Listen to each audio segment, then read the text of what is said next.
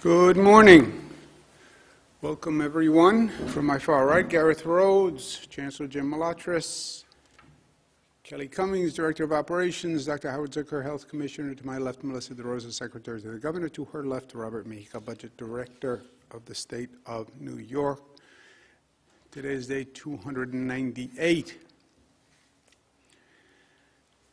Numbers for today: statewide positivity without microclusters. Shouldn't say without all microclusters, it's just without microclusters. They put that in there just to test me and test you. Today is 5.37. It was yesterday 5.58. Overall positivity with the microclusters 5.8. It was 5.89. Positivity microclusters 7.09 was 6.81. 200,000 tests, 164 statewide deaths. They are in our thoughts and prayers, especially during this holiday season. What a terrible, aggravating circumstance to this miserable year. Statewide hospitalizations, 6,800. Discharges, 672. Admissions, 1,008. ICU up 40. Intubations up 19. By percentage of population, Finger Lakes, Finger Lakes, Finger Lakes.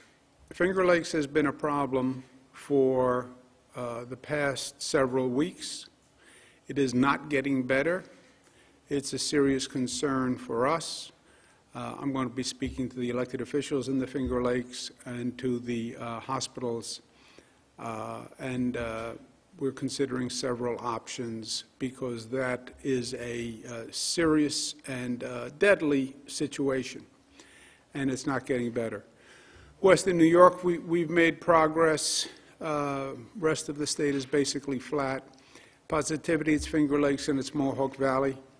Mohawk Valley is actually higher now than the Finger Lakes. So the same situation with the Mohawk Valley.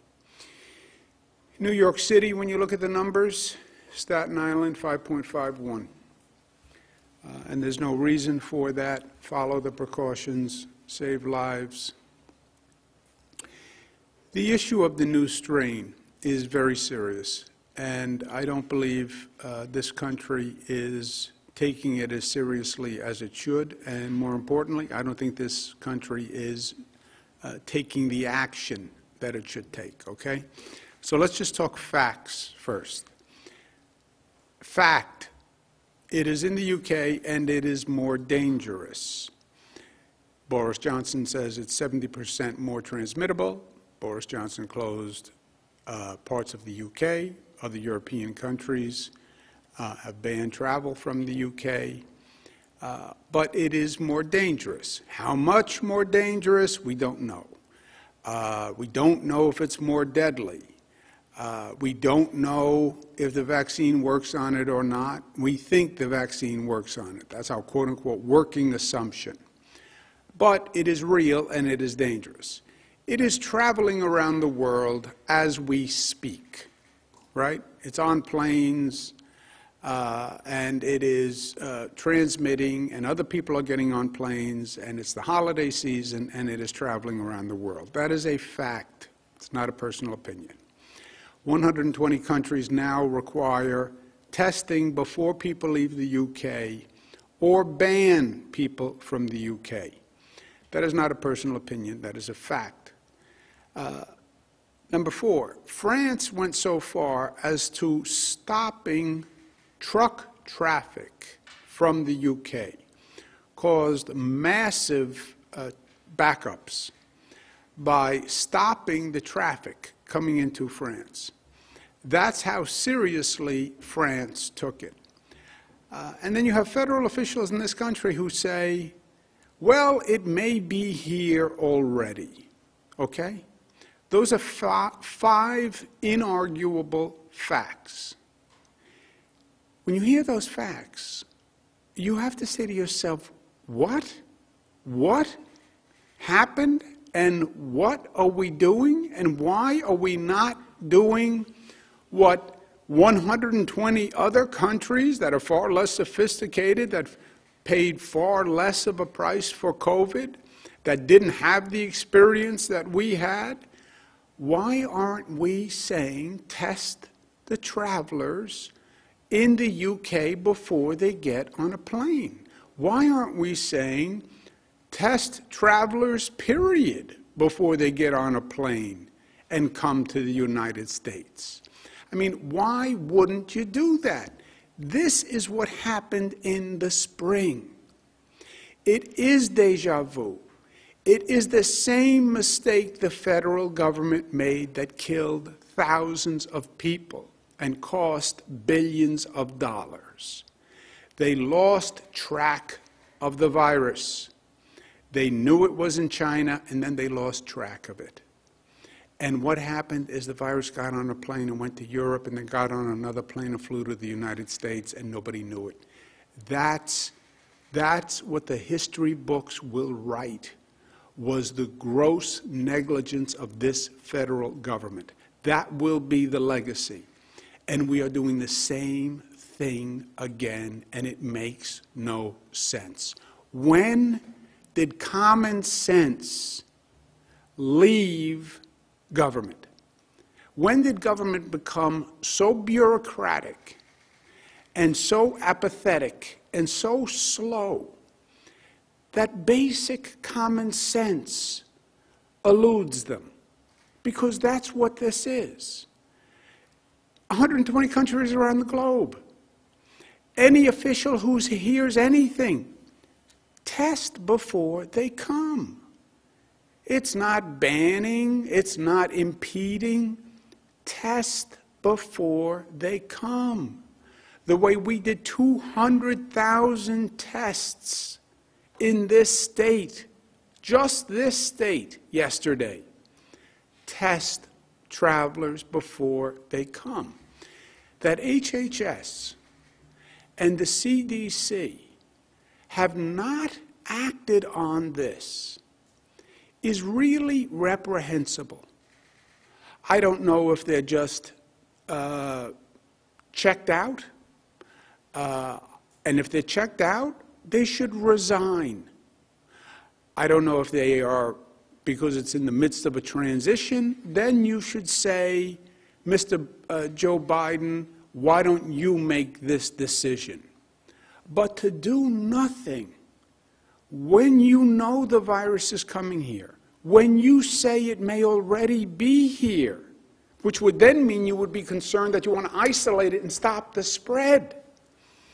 It's just the greatest failure to do one's job. And this is not a special insight, and this is not political. It's the UK. Every other European country has done it. It just, why? Why would you put people's lives at risk? Dr. Redfield, Secretary Azar, they were part of a political administration, and they're going to have to answer for their political activity over the past 4 years. But it's over now, the politics. Why didn't you do your job now, Mr. Secretary? Why didn't you do your job now, CDC Director Robert Redfield? I'm sure the president isn't pressuring you anymore, so just do your job. New York Times, which I believe in a free exchange with the free press.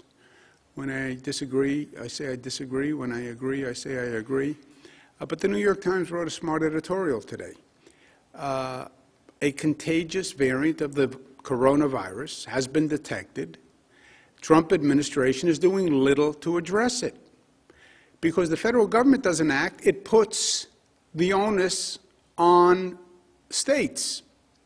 Because it doesn't help me or help the people of New York. I'm not in the finger-pointing business. Well, the feds should have. Okay, but at the end of the day, my job is to protect New Yorkers. So if the feds don't act, I'm going to do whatever I can do. And we made tremendous progress. The airlines that fly into New York, there are 3 airlines. All 3 agreed to do testing before those flights land in New York. New York is the only state that has made that request. And New York now is safer than any other state because the people who are landing here are being tested. If I could do it, why can't the United States do it? I did it in 3 phone calls. They didn't fight me. Why wouldn't the United States do it? And the Times says this is reminiscent of the early days when the virus was first detected in Wuhan, China. They enacted a travel ban against China, but it was already gone. They closed the barn door after the horse left. My expression, not the Times. The Times would never speak in such colloquial terms. But that is the situation. Well, Mr. Cuomo's, there are limitations to Mr. Cuomo's plan. I think it's still pejorative. No, my plan can only affect the state of New York. And they're right that you can fly into another state, and I can't prevent flying into another state. Only the federal government can do that, and the federal government should do it. And they should have done it already. One of the great political hypocrisies of 2020, we get to year end, right? Here's one of the great political hypocrisies for an elected official. Don't you worry about COVID. It's a hoax. It's overblown. The government is being overreactive. Freedom, they're trying to shut us down. Don't worry about those restrictions. Protest. Go to the bars and the restaurants. Don't wear a mask. That's what you should do. Me, I want a vaccine. If your constituents shouldn't worry about it because it's a hoax and it's overblown and it's oppressive, then why do you, Mr. Politician, want to take the vaccine? You know, that is one of the great hypocrisies. Don't you worry about it, but me, I'm taking a vaccine as soon as I can. United States, CDC, HHS, do something, do your job on the way out the door. Just tell the UK, test travelers before they land in the United States. State Lab is doing specimens from across the state. We're looking to find out if it's here, where it is. We want to isolate it. If it is more easily transmitted, we want to catch it in the crib, right? That's what contact tracing is all about. Find it. Patient 0. Where's patient 0? We want to find patient 0 on that variant. And in the meantime, stop other people who are infected from coming. This is the holiday season. The next 10 days are going to be key for us. If you look what has happened around the nation, you see a spike that has increased since Halloween. It got colder. People went indoors. But then you see a spike that happened in other parts of the country in Thanksgiving and coming out of Thanksgiving. Those parts of the country had more travel at Thanksgiving than we did. More travel as a proxy for more social gatherings. More social gatherings, fewer precautions, more spread. We did not have that same post-Thanksgiving spike because we were more cautioned and more intelligent about it.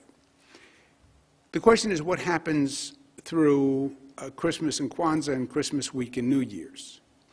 Do we stay as diligent, or does that number go up? Does it stay flat? How high does it go up? How fast does it go up? We are not destined for a shutdown.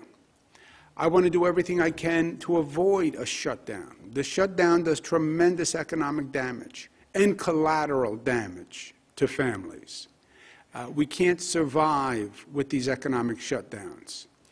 And no hospital in the state, no hospital, has advised us that they are within 21 days, 3 weeks, of 85% capacity, right? So on the fear of overwhelming the hospital. system. No hospital has said that they're within 21 days.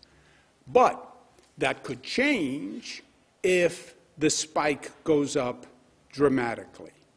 And that's what we need to watch over these next 10 days. Celebrate. I'm going to celebrate. I deserve to celebrate. I was good. I'm on Santa's good list. I have that on Inside Information. Celebrate. But just be smart about the way you celebrate, right? Avoid the density. Open the windows. Take a walk outside. Just be smart about the way you celebrate. Celebrate smart. Stop the shutdowns. That's what's going to be on all our travel signs and flashing signs. Kelly Cummings is doing that to remind New Yorkers. Celebrate smart. Stop the shutdowns. Celebrate smart. Stop shutdowns. Smart is part of being New York tough, right? It's part of our DNA. In the meantime, we're in a race between the vaccinations and the increase in the COVID rate. 89,000 New Yorkers have received the first dose. Nursing home program in the first 2 days, 90 facilities, 22,000 vaccines administered. Great job. More good news. Well, more surprising news. The Pfizer vaccine, we found out, had more dosages than they said per vial. That's good news. This is the Moderna COVID-19 vaccination kit. This is the Moderna vial. The Moderna vial was supposed to have 10 doses. This vial would do 10 doses. Actually, they're getting 11 doses per vial, which is different, but good different, as opposed to bad different. And after a year of having a lot of different pop-up, and 90% of it being bad, I'm glad that this is different but good. So we actually have more Moderna vaccines than we thought because there is more vaccination in the vial. That was also true for Pfizer. So they both made a mistake, but it was a mistake in a positive direction. I'm working on the State of the State now. State of the State I issue in the beginning of the year. The overall balance for the State of the State is how do you stay open safely and how do you reopen safely, right? And the balance is going to be how do you use vaccinations and testing to determine safety, okay? You have two tools. We're now the most proficient state in the nation on testing. We have vaccinations coming. There will be people who will receive 2 vaccinations shortly, and they will have been vaccinated. How do you use the vaccinations and the testing to define or determine safe in terms of reopening? You can't wait for the vaccine to hit critical mass, 75 to 85% of the population. That is months and months away. And by the way, the more they talk, the further the timeline. First it was going to be June, then it was going to be September. Now some people are suggesting even longer. We can't go through 9 months with restaurants shut. We have to come up with a smarter way to do this. And this is going to be a different period in history. You're going to see a global competition and a global sorting out where certain states, certain regions figure this out first and better than other places. And there will be winners and losers through this period. And that's the really smart long-term vision that we have to have in this state. But we're talking about a demonstration. Can you reopen venues using rapid testing? ancillary question. Can you reopen venues using vaccinated people? We're not there yet with vaccinated people. But can you reopen venues using rapid testing? That's the question that the Department of Health has been analyzing, because I want to speak to it in the state of the state. But we're looking to test an hypothesis. The National Football League currently does games without testing. The Buffalo Bills are going to have a playoff game. Could we allow fans to the game with testing and then contact trace after the game? That's what the Department of Health has been working on. The Buffalo Bills proposed 6,700 fans. Department of Health is working on a model where you would test the fans before they go in. If they're negative, they go in, and then contact trace afterwards to see what the effect was. And Commissioner Zucker and Robert Mujica have been working with the Bills on this, and I'm going to ask them to comment. Commissioner Zucker, the picture, he's using his hands. That's because he's Italian, Dr. Zucker, and they tend to talk with their hands. Robert Mujica is not smiling. That's because the man is incapable of smiling. I've known him for 10 years, and I've yet to see him smile. So don't take anything from his facial expression. There's no negativity intended. That's just his face in repose. But Dr. Zucker, would you like to make a comment, and then we'll go to... Sure. Thank you, Governor. So as the Governor mentioned, this would be a demonstration project. It's a public health model. It's never been done anywhere in the country before. As the Governor mentioned, what we will do, we will work with the team to get all the fans tested who are coming in beforehand, 6,700 people, prior to the game. We'll have proof of a negative result prior to entering. We'll work with the team, and we will do contact tracing afterwards. And as I said, this is a demonstration project. My concern here is we can control how fans come into the stadium. We can control other factors as well dealing with the stadium. But the ancillary events, the parties, are where this virus can spread. The events at the airport is a classic example, which we saw the other day. Thousands gathered without masks. And that's how disease spreads.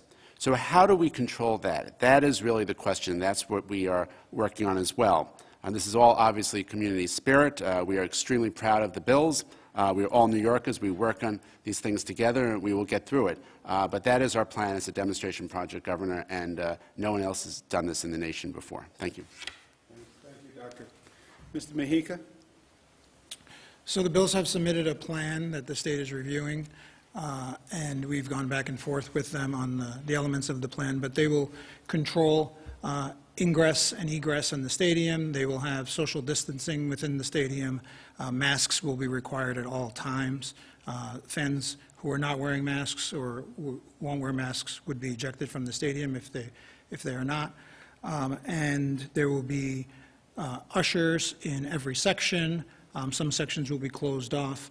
And as Dr. Zucker mentioned previously, the Department of Health actually went to another stadium to see how some of these protocols could work, and they're comfortable with that. The testing is the newest piece, which no one else is doing anywhere in the country, but as the Governor points out, this would be the beginning to start to show how you could start events with testing and all of the other mitigation factors we have. This would be the first in the nation and the first in the Northeast. Okay, thank you very much. Countdown to Christmas, 2 days. We're distributing 7,300 toys, coats, school supplies. New Yorkers are the best, even with everything that's going on. They were so generous, and we want to thank them all. We want to thank Walmart and the China General Chamber of Commerce, and the literally hundreds of New Yorkers who donated toys. Even though the economy is terrible and everyone is suffering, New Yorkers are just beautiful people. I mean, I don't even have another way to say it. Happy Festivus for those who celebrate Festivus. Today is Festivus. If you're putting up your poll today, we hope you enjoy. My Festivus gift to the LCA is no Christmas briefing. We are not going to do a briefing on Christmas. So you have the day off. The LCA, for those who don't know, that's the Legislative Correspondence Association. Those are the reporters who we work with here in Albany. But Friday is also the airing of grievances for the LCA, which is our extended family. You know where to get me on the airing of grievances. If you're not going to be here, I have some grievances that I would like to air, so I would just ask people who are not going to be at work if they could leave their home numbers with the press office so I could contact them to air my grievances. But 10 days, holiday season is 10 days. What we do in the next 10 days is going to be key. Let's be smart. Part of being New York tough. Questions? Thank you, Governor. If you'd like to ask a question, please use the raise hand function at the bottom of your window. We'll take a moment to compile the Q&A roster.